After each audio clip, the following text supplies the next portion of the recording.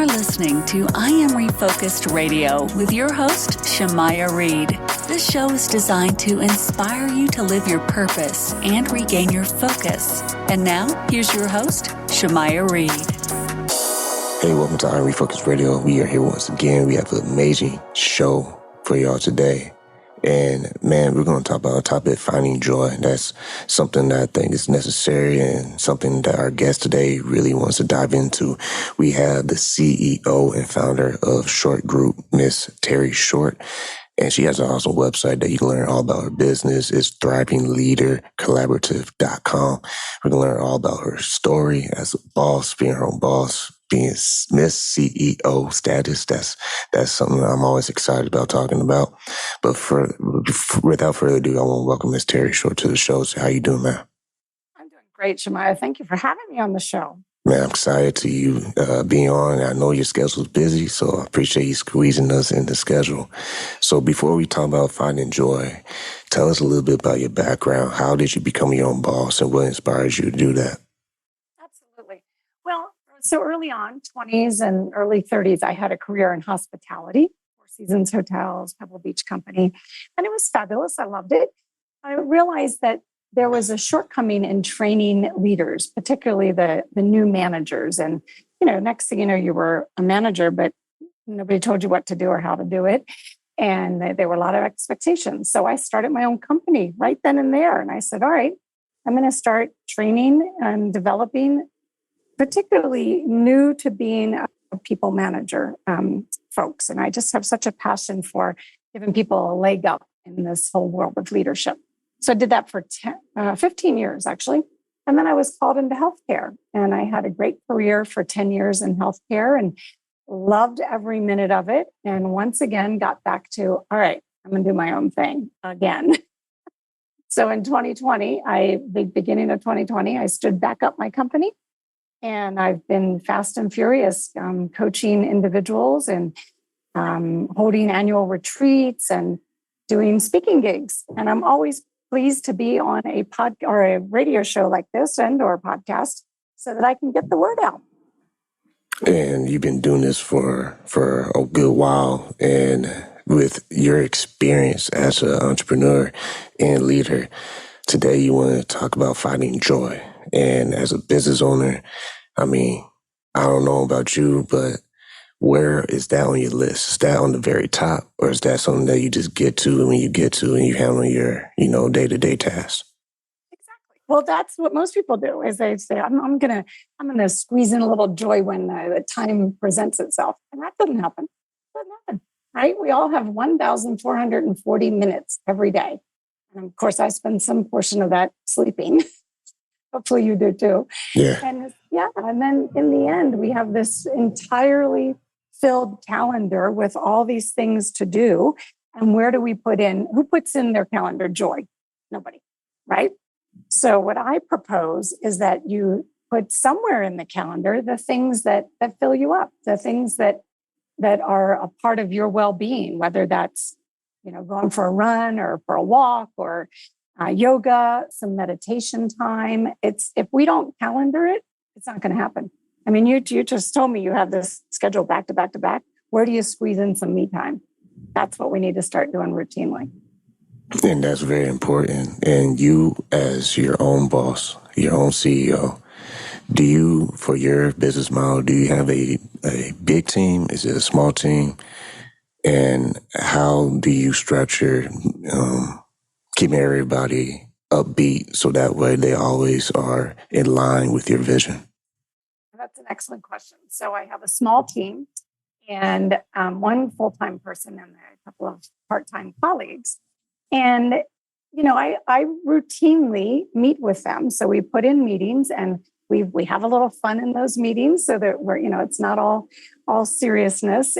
But I do insist on at least one time a month where we're going to take a closer look at where they might be struggling, what's important to them, and have a proper one-on-one so that I can keep my finger on the pulse of everyone's well-being, because I believe as the leader, that's your responsibility. And that's actually the crux of the issue to me, is that if the leaders don't prioritize well-being, then the others don't as well. So we need to start normalizing it. We need to start speaking in terms of, I would ask you, Shemaya, what, if you reported to me when we were having our one-on-one, I'd say, tell me what you did that filled your cup this past week or this past weekend. And, how are you committed to thriving? What's that look like for you?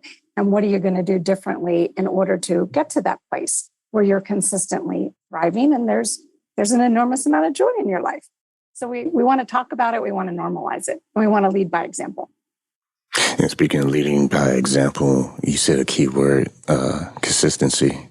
Mm-hmm. I mean, that's not easy. I mean, everybody can talk the talk and give those great speeches, but at the end of the day, when you get a curveball in your schedule or something happens and you have to drop everything and make it happen, how do you keep yourself being consistent? Even that means if you hop off, you get back on. Absolutely. Well, so I like to talk about what I call centering at will, right? So I think all of us should build the skill of being able to center ourselves at will. So those days that you're talking about were just chaos. Chaos is the name of the game, and everything that you had planned falls by the wayside. That's when we need to have these set practices that we can come back to. So for me, your listeners can do this as I explain, one of my key ways to center myself at will is to put my thumb and my index finger on each hand together. And so if you're listening, rub your index finger and your thumb on each hand together so purposefully that you can feel the ridges on each finger. So that's 4 sets of ridges that you're feeling. Now I would couple this with some deep breathing. And I'm only going to do this, Shemaya, for a minute. The 4 or 5 breaths that I would take in a minute will start to get me focused on away from all the clatter that's gone on externally. And it pulls me back to center. And then that's when I'm going to look up and say, all right, now that I'm here, what am I going to change on the calendar? Where am I going to move things? This chaos is looming. And so how will I pivot and reposition things that are priorities for me? And if one of the things that got bumped was a walk or a run I was going to take, I'm not going to just let it go forever. If I'm going to be consistent about my running practice, let's say, I'm going to find a place to put it now. I'm going to accept that the chaos happened, and I'm going to move that time that was for me to somewhere else where I can make it happen. Yeah, I just had a thought in my head. I don't know if it's left field or not, but I'm going to say anyway. It's almost like chaos is a clue that breakthrough is on the way. Because if you don't adjust, then you basically settle. And the more you settle, then the less breakthroughs you have, because you're not building. You're basically tearing down what you built. And to maintain anything that's great, you have to have maintenance. And the only way you have maintenance is if you're checking, the signals, the warning signs, and just, keeping your eyes open. You keep your head down too long, you don't get overwhelmed with chaos. Mm-hmm. Absolutely. Gosh, that totally resonates with me. So here to carry on my example then. So let's say I'm in the middle of the chaos. I bump the run till later in the day. When I go do that run now, I'm going to feel such joy. I'm going to reflect on how I handled the chaos, what I did well. I'm going to feed up my dopamine hit, right? With that positive reinforcement of what I was able to accomplish. I'm not going to beat myself up. I'm going to say, yep, now I'm on the run. And now I'm going to have these breakthrough thoughts, and I'm in a better place to kind of push forward. I mean, literally with the running and figuratively in my mind. And so that's the beauty of it. That's the commitment. No one can do that for us. That's our individual commitment that moves us towards that consistency. It's funny. I guess this interview, I'm going to have a lot of metaphors, but it's like a watch. It works, but you have to read the time, Right. Like it's always going to work. Like time's never going to stop, but you have to know what time it is, Right. And if you don't make that happen, then there's nothing else you can make happen. It's like the foundation. Someone on my show was talking about, you build your foundation as strong as it can be, and then you build a house, and that's your life. So if your foundation is not good, then you have to focus on that, and that's good steps. Yeah, interesting that you say it in that way, because, and on the website, there's a free resource that is a calendar I propose as the foundation. So it's my example. So let's say we all live by our calendars, right? So what if we looked at it differently? What if we made the shell of the calendar was already pre-populated with all that fills me up, all that represents well-being to me, right? So I put all those things in first. And I did this a couple of years ago. I did this at the beginning of the year. I put in all the things that I want to do. I want to meditate first thing in the morning. I want to do yoga. I want to have a reflection point later in the afternoon. I want to go for a run X number of days. So I put all that in the calendar first as the priority. And then I fill in around that with the work, with the other things that will take up my time and that I've committed to. Once again, talking to our guest, Terry Short. She's the CEO and founder of Short Group. And go to her website, thrivingleadercollaborative.com. And later on, we're going to talk about your events. You have some events coming up. But before we do that, tying back to the topic, finding joy, what's like your morning routine? Because everyone wants to know what a CEO does in a day-to-day basis. But for you, in order for you to keep yourself upbeat and excited about the day, do you have a routine in the morning, or what's that for you? Yes, I do. Well, my husband's going to hear this and he's going to laugh when he hears the timing that I say, because he always says, that takes way longer than you think. But I typically get up 5:30ish, no later than 6. And that's key. I think a lot of successful CEOs, get up earlier than the average bear, let me just say, because it's the only way to find more time, right? You're either staying up late or you're getting up early, and I'm fresher and in a better place first thing in the morning.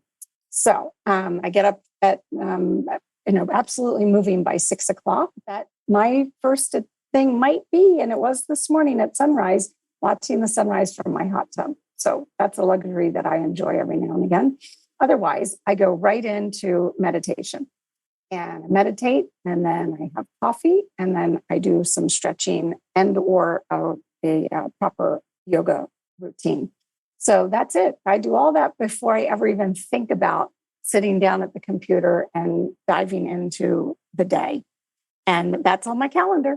It's on there, and I do it. And then after the meditation, either after the meditation or after the yoga, I journal. And I start my day with a clear set of intentions for what I will accomplish. And then I get to it, ready to go. I mean, you make it look easy, but you do a ton of things, different things. You also have a book. And before we even talk about your events that you do, tell us about your book, The Words We Choose. Absolutely. So The Words We Choose, your guide to how and why words matter. So I was privileged to get this published in 2020. And I've also made 4 online courses related to the material so that, people can dive in and really apply the learning. And so the book goes through, it starts with the words you choose with yourself. So that's super, I call it your personal podcast, right? So we have that inner narrative working at all times, sometimes in the middle of the night even, and we're in control of that. So getting better control by way of choosing the right words and choosing the right narrative, and maybe one that's more uplifting than you've believed all along. So the whole first part is about you and how to elevate your emotional intelligence by choosing more supportive and uplifting words for yourself. Then it moves into word choices with loved ones, because we do have routines that have been created and things that activate us when we're around loved ones by way of their word choices. And then it moves to work and or the community at large. And I talk about word choices that might be microaggressions. And, we go through the isms, sexism, ageism, racism, and word choices related to all of those different things. And then we talk a little bit about written word, emails, text, use of emojis, all that kind of good stuff that is a way in which we communicate.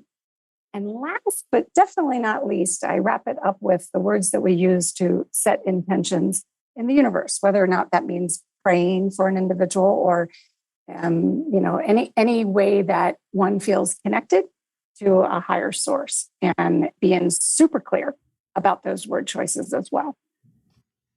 Yeah, I know we've been talking about the topic, finding joy, but all that, comes around, full circle. So you as a leader, as your own boss, leading your team, how do you prioritize not just, finding joy and things to be, express gratitude, but also prioritizing your health, your well-being? Because without your health, what do you have? Exactly. Yeah, for me, it's all about establishing those routines and sticking with them. So, I coach as well, and I coach on Tuesdays, Wednesdays, and Thursdays, and I'm super clear. I do the same morning routine, and then I have a 15-minute break between every coaching session, if not more, but for sure the 15 minutes. And I follow a very set pattern, which I believe is super helpful to get yourself in the groove. And then throughout the day, I'm weaving in whether or not I have this funny thing I'm doing, Shemaiah, lately. This is really nutty. But in order to allow myself to have a look at social media, I do that in a wall sit or a plank. And so that's my new crazy. Oh, that's interesting. Hold up. Pump the brakes. Now, that's interesting. Now, you do that obviously because you don't feel pain, right? So you give yourself a limit for social media. Is that why you do it? To be fair, I can only go 2 minutes in a wall sit. Yeah. So yeah, I'm giving myself that's smart, limit, right? And then I can only do right now a minute plank is plenty, but I'll do one, get up, do some squats or something, and then do another one if there's something I want. I don't want to waste time watching reels or doing things that aren't not filling me up in any way. So I require that I'm doing some sort of physical activity. And my reward is that I can watch that reel. Right? Hey, don't mean to chime in, but that's like, that's a smart idea. Like, whoever's listening, if y'all try it too, try to do a wall sit or plank while you're scrolling through Instagram or Facebook. Can you imagine how fit people would be? Like, that's a brilliant idea. I didn't even think of it that way. That's a smart way to give yourself a limit on they call it the death scroll. That's right. And so it's so what I call it too is habit stacking. So if I want to make a habit of doing X number of wall sits in a day or X number of planks, then I want to marry that with another habit. And the other habit's the bad habit, which is scrolling. And so I use it sort of as a reward. I'm meeting the need of the wall sit. And so I get to look at social media type of thing.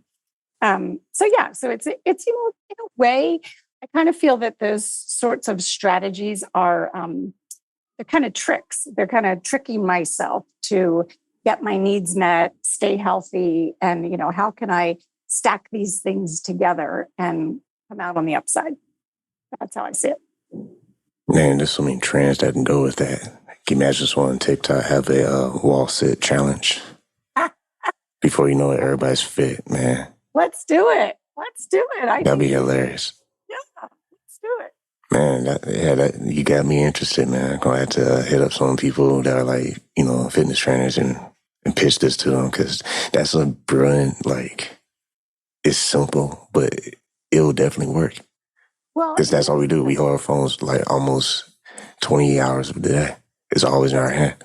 That's right. And so let me say a couple things. One, that I could, in my mind, when I was setting an alarm, and I still do set the timer. At first, in my mind, the timer said 1 minute. So in my mind, I could only go to 1 minute. When I started looking at social media, 2 minutes can go in the blink of an eye. I mean, it happens really, really fast. And then I just have gotten out of the planks, but I will be building up to 3 minutes of those as well. And here's why, because I've read before, this was a few years ago, but that Cher can hold a 4-minute plank. And so I think, well, if Cher can do it, I can watch my social media. Right? I can up my game too. So anyway, let's change how we all engage, and let's get some physical activity in there, and therefore more joy. It's a win-win. Yeah, because if you ask the average person, how long they're on social media or just on their iPhone or whatever phone they have, it's throughout the whole day, man. Yeah. We ain't that busy. We just have our preferences, Right. That's an easy thing to say. Oh, I'm busy. I'm too busy to do that. We're not too busy for certain things. We're just too busy for the things that we need to do versus what we want to do. It's like eating, healthy. It's so easy to eat, junk food because it's everywhere you look. Mm-hmm. You don't see carrots on every, block. You see everything but carrots. Right. So that's a choice. So that gets us back to our choosing. And, the most popular talk that I do these days, the title is that prioritizing well-being promotes productivity. So meaning that once you get really hip to creating routines about your own well-being, you will be more productive. You'll have more energy. You'll get stuff done. You're abandoning the social media. You're greatly reducing it. You will get more done, and that's a choice. So speaking of choices, Design Refocus Radio talking to our guest, Terry Short. She's the CEO and founder of Short Group. Go to her website, thrivingleadercollaborative.com. You have events and retreats. So for the audience, tell us a little bit about your retreats, and you also have virtual events available. Yeah, there are a couple of, we don't have a pending virtual right now, but we have some past ones that we offer for free on the website. So lots of free resources there. And the event, it's more of a passion project. The two other gals that I facilitate with, we love bringing people together and immersing them in. This one is a bit of a long weekend experience. It's at the Dow House in Estes Park, Colorado in the fall, September 14th to 17th. Absolutely stunning that time of year. And there are really three key areas of study at this retreat. One is that what I just mentioned, prioritizing well-being promotes productivity. So we're going to share some practices that bring the joy. We're going to bring the joy. We're going to diminish competing demands, create new neural pathways. I geek out a bit on some neuroscience around procrastination, multitasking, and such.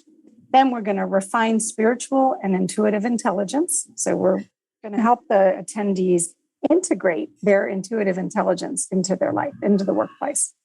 And last but not least, we're going to elevate that inner narrative. So that gets back to the content in the book and nurturing an inner narrative that's supportive of your values, supportive of the direction in which you're heading. So that's very tactical in choosing to replace limiting words and put in there ones that inspire and empower you. So we'll wrap that all up into a long weekend, and it's going to be great. So there's still time to sign up. There's still seats available. Once again, talking to our guest, Terry Short. Go to her website, is thrivingleadercollaborative.com, and check out all the information she has on her website available. A lot of resources, like she said. You can go to the events tab and check out information on that as well. As we wrap up, what's a call to action you want our audience to take for you? Well, I'd say check out the retreat, because we're filling up the spots and we're calling together a most fabulous group of people. And that's part of it too, is to participate with some other leaders, some other thriving leaders, and to evolve alongside them. So super excited to get to the retreat in September. And I invite all listeners to check it out on the website under events. Once again, to Terry Short, I want to say thanks for your time. And also, real quick, for a CEO like yourself, what do you say to those out there who are in the middle of it? And what do you say for them to keep going for themselves? Set some routines, habit stack, and set some routines. And that's your ticket. And commit to them. Reward yourself when you're meeting them. And that's the ticket to getting more done and finding the joy. Perfect. Once again, I want to say thank you for your time, Terry. Thank you, and I'll see you in the TikTok challenge.